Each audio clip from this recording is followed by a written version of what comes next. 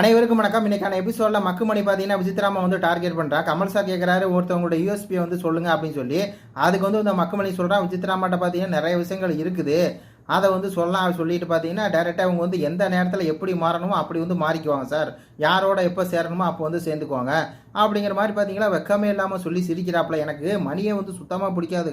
காரணம் என்னென்னா இதுதான், இந்த மாதிரி வந்து பார்த்தீங்கன்னா ஒரு கேவலமாக எவனுமே பேச மாட்டான். தினேஷ் கூட பார்த்தீங்கன்னா அவங்களோட கெத்து தான், அவங்களுடைய அந்த ஒரு இது யூஎஸ்பி அப்படின்னு சொல்லி சொன்னது நல்லா இருந்துச்சு. அதே மாதிரி விஷ்ணு சொன்னது நல்லா இருந்துச்சு, இவங்க சொன்னது நல்லா இருந்துச்சு, மாயா பேசுனது வந்து சூப்பராக இருந்துச்சு. அதே மாதிரி விஜய் பேசுனது, அர்ச்சனா பேசுனது எல்லாமே வந்து பார்த்தீங்கன்னா அந்த ஒரு இதில் இருந்துச்சு.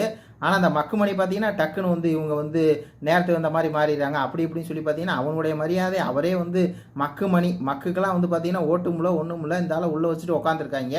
என்ன காரணம் அப்படின்னா இப்போ மக்குமணி பேசுறதுக்கு இதுக்கு தான் போனால் நேற்று சோழ வந்து சொல்லியிருப்பாங்க இந்த மாதிரி மக்குமணி வந்து இங்கே இருக்கிறதுக்கு ஒன்றும் இல்லை, ரவீனாவால் தான் அவன் இங்கே இருந்தான், ரவீனா போனதுக்கப்புறம் அவன் இருக்கிற இடமே தெரியல அப்படிங்கிற மாதிரி வந்து பார்த்தா சொல்லியிருப்பாங்களே. அதனால வந்து பார்த்தீங்கன்னா ஒரு கவுண்டர் வந்து கொடுக்குறாராம். இதுக்கு முன்னாடி வந்து பார்த்தீங்கன்னா எதுக்கு தினேஷோட செம்படிச்சுட்டு அப்படியே வந்து பார்த்தீங்கன்னா விசித்ரா அட்டாக் பண்ணிட்டே இருப்பான்.